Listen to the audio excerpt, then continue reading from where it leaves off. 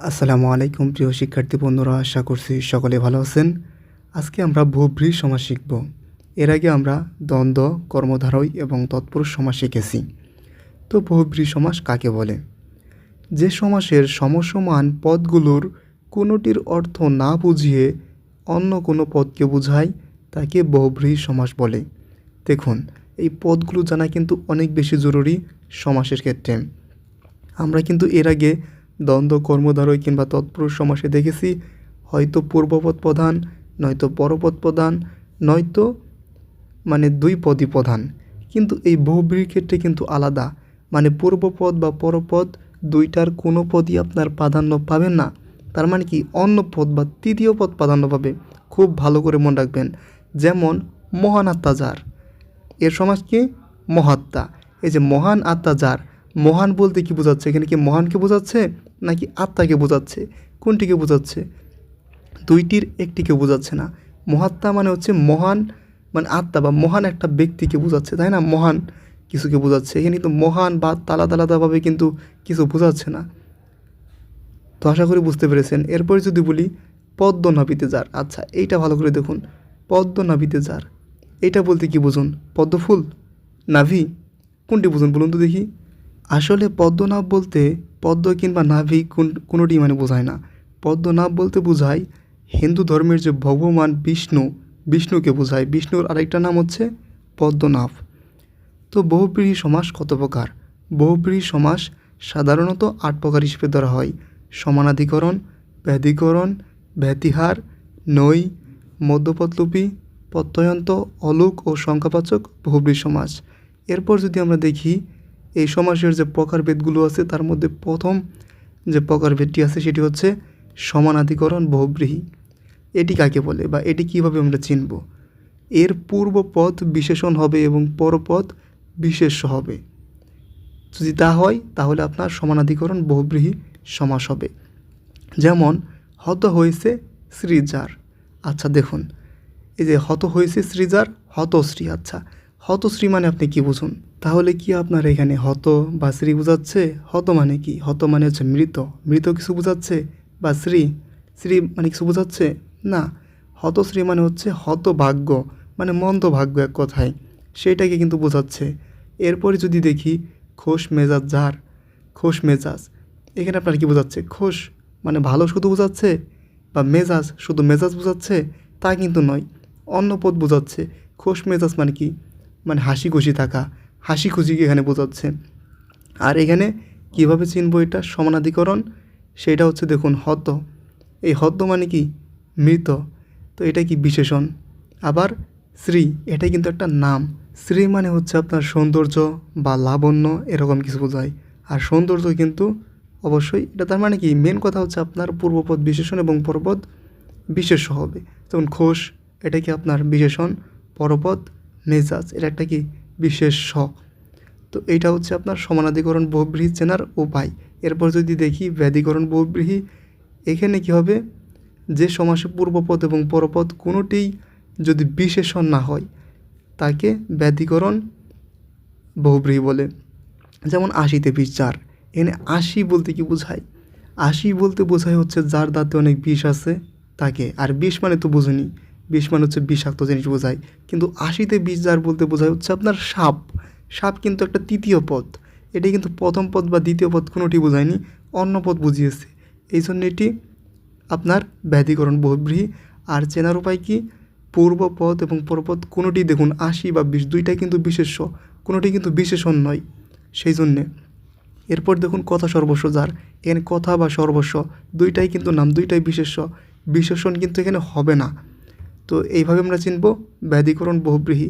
এখানে কথা বা সর্বস্ব দুইটির কোনোটি বোঝায়নি, বরং অন্য পদ বুঝিয়েছে। হচ্ছে কথা সর্বস্ব অনেক বেশি যে কথা বলে আর কি, বাকপটু, তাকে আর কি বলে কথা সর্বস্ব।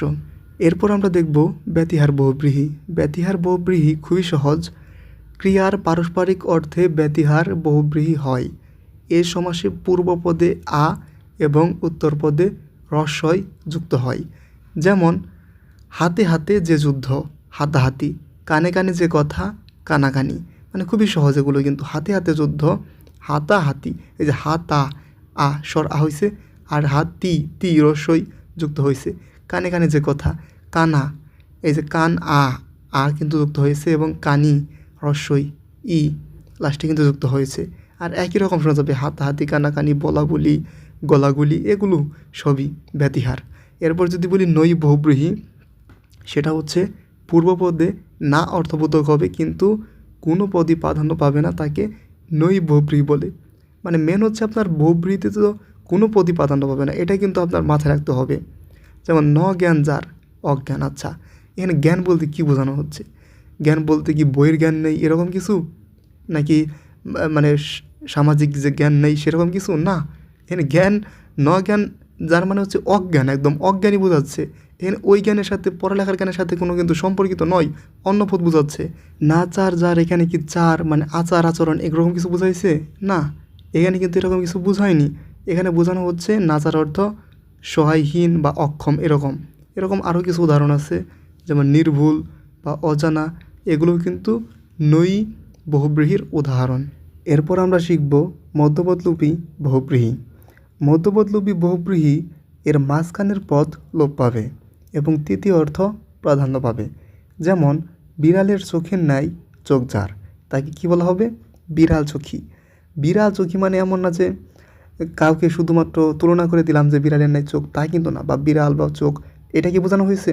না, বিড়ালের ন্যায় চোখ যার বলতে বোঝানো হয়েছে যার চোখ মোটামুটি সুন্দর, তার আর কি চোখকে আর কি বিড়ালের চোখের ন্যায় আর কি তুলনা করা হয়। এরপর যদি দেখি হাতে খড়ি দেওয়া হয় যে অনুষ্ঠানে, হাতে খড়ি, এখানে কি আমার হাতে খড়ি থাকলে তাহলে কি এটা কি হাত বা খড়ি এরকম কোনো অনুষ্ঠান বোঝানো হয়েছে? না, এটা কোনো অনুষ্ঠানই না। হাতে খড়ি মানে হচ্ছে প্রাথমিক শিক্ষা, তৃতীয় পদ প্রধান কিন্তু, তাই না? আর এর মাঝখানের পদগুলো কিন্তু লোপ পাবে। দেখুন এই যে হাতে খড়ি, হাতে খড়ি দেওয়া হয় যে অনুষ্ঠানে, অনেকটুকু অংশ কিন্তু বাদ গিয়ে শুধুমাত্র হাতে খড়ি কিন্তু রয়ে গেল। তো এইটা হচ্ছে আপনার মধ্যপদলোপী বহুব্রীহি। এরপর যদি বলি প্রত্যয়ন্ত বহুব্রীহি, যে সমাসের সমস্ত পদে অ, এ, উ ইত্যাদি প্রত্যয় যুক্ত হয় তাকে প্রত্যয়ন্ত বহুব্রীহি বলে। যেমন একদিকে চোখ যার, এক চোখা, ঘরের দিকে মুখ যার, ঘরমুখো। আচ্ছা, একদিকে চোখ যার, আমি একদিকে তাকিয়ে থাকলে তাহলে কি আমার এক চোখা বলা হবে? তাই কিন্তু নয়। এক চোখা বলতে এখানে বোঝানো হয়েছে পক্ষপাতিত্ব। আবার এখানে দেখুন যে ঘরের দিকে মুখ যার, ঘরমুখো, আমি কিন্তু ঘরের দিকে তাকিয়ে থাকলেই যে আমাকে ঘরমুখো বলা হবে তা কিন্তু নয়। ঘরমুখো এখানে বলতে বোঝানো হয়েছে গৃহকাতর বা ঘরে যেতে আগ্রহী, এরকম কিন্তু কিছু বোঝানো হয়েছে। এরপর যদি বলি অলোক বহুব্রীহি, যে বহুব্রীহি সমাসে পূর্ব বা পরপদের কোনো মানে পরিবর্তন হয় না তাকে অলোক বহুব্রীহি সমাস বলে। যেমন মাথায় পাগড়ি যার, মাথায় পাগড়ি। আচ্ছা, মাথায় পাগড়ি, আমি যদি মাথায় পাগড়ি দেই তাহলে কি আমাকে কি মাথায় পাগড়ি বলা হবে? তা কিন্তু নয়, এখানে কিন্তু অন্য পদ প্রাধান্য পাচ্ছে। মানে হচ্ছে মাথায় পাগড়ি বলতে নির্দিষ্ট হুজুর, আলেম বা পীর এরকম মানুষকে বোঝায়, তাই না? তার মানে অন্য পদ প্রাধান্য পাচ্ছে, প্লাস এখানে কিন্তু কোনো পরিবর্তন হয়নি, মাথায় পাগড়ি। এরপর যদি আপনাকে বলি গলায় গামছা যার, গলায় গামছা, এখানে আমি গলায় গামছা দিলে আমাকে গলায় গামছা বলা হবে? তাই কিন্তু নয়। এখানে গলায় গামছা বলতে বোঝানো হয়েছে মানে সুতার বা কাঠমিস্ত্রি দেখবেন তারা কিন্তু গলায় গামছা নিয়ে কাজ করে, তো তাদেরকে কিন্তু বোঝানো হয়েছে, অর্থাৎ অন্য পদ প্রধান, প্লাস এখানে কিন্তু কোনো পরিবর্তন হয় নাই, তাই এটি অলোক বহুব্রীহি। এরপর যদি বলি সংখ্যাবাচক বহুব্রীহির কথা, পূর্বপদ সংখ্যাবাচক এবং পরপদ বিশেষ্য হলে এবং সমস্ত পদটি বিশেষণ বোঝালে তাকে সংখ্যাবাচক বহুব্রীহি বলে। যেমন 10 গজ পরিমাণ যার, 10 গজি। চৌচাল যে ঘরের, চৌচালা। আচ্ছা, লক্ষ্য করুন এইখানে কিন্তু পূর্বপদ সংখ্যাবাচক বোঝাইছে, যেমন 10, এটা কিন্তু আপনার সংখ্যাবাচক। এখানে লক্ষ্য করলে দেখতে পাবেন পূর্বপদ কিন্তু সংখ্যাবাচক বোঝালেও মানে মেন কথা হচ্ছে এখানে আপনার কিন্তু মানে অন্য পদ প্রাধান্য পাবে, মানে তৃতীয় পদ। এক কথায় কিন্তু এটা আপনার মনে রাখা বেশি জরুরি, কারণ আপনার কিন্তু এই সমাসের সাথে আর হচ্ছে দ্বিগু সমাসের সাথে কিন্তু একটা মানে হয়, কনফ্লিক্ট হয়, তাই না? মনে রাখবেন দ্বিগু সমাসে হচ্ছে আপনার ওইটা পরপদ প্রধান, আর এটা কিন্তু অন্য পদ বা তৃতীয় পদ প্রধান এই সংখ্যাবাচক বহুব্রীহির ক্ষেত্রে। তো 10 গজ পরিমাণ যার, 10 গজি, এই 10 গজ পরিমাণ বলতে আপনার 10কে বুঝিয়েছে, গজকে বুঝিয়েছে? না, 10 গজ পরিমাণ যার মানে একটা জায়গা, একটা স্থানকে বুঝিয়েছে, যেই স্থানের পরিমাণ হচ্ছে আপনার 10 গজ, তার মানে কিন্তু অন্য পদ। চৌচাল যে ঘরের, এনে ঘরকে বুঝিয়েছে, বা চাল বা চার এরকম কিছু বুঝিয়েছে? না, চৌচালা একটা ঘরকেও কিন্তু বুঝিয়েছে, মানে চৌকে কিন্তু বোঝায়নি বা চালকে কিন্তু বোঝায়নি, বা শুধু ঘরকে কিন্তু বোঝায়নি। ঘর তো অনেক ধরনের হয়, বিল্ডিং হয় না হয়তো, কিন্তু সেটা কি বুঝিয়েছে? না, চৌচালা ঘরকে এখানে বুঝিয়েছে, তার মানে অন্য পদ এখানে প্রধান। এরপর আমাদের সর্বশেষ হচ্ছে নিপাতনে সিদ্ধ বহুব্রীহি। এক কথায় হচ্ছে এটি কোনো নিয়মের অধীন নয়, এটি কোনো নিয়ম মানে না। দুই দিকে অবজার দ্বীপ, অন্তর্গত অবজার অন্তরীপ। তো এগুলো মুখস্থ করে নেবেন, নিপাতনে সিদ্ধ কয়েকটি আছে, তো এগুলো মুখস্থ করে নিলেই যথেষ্ট। এই ছিল আমাদের বহুব্রীহি সমাস।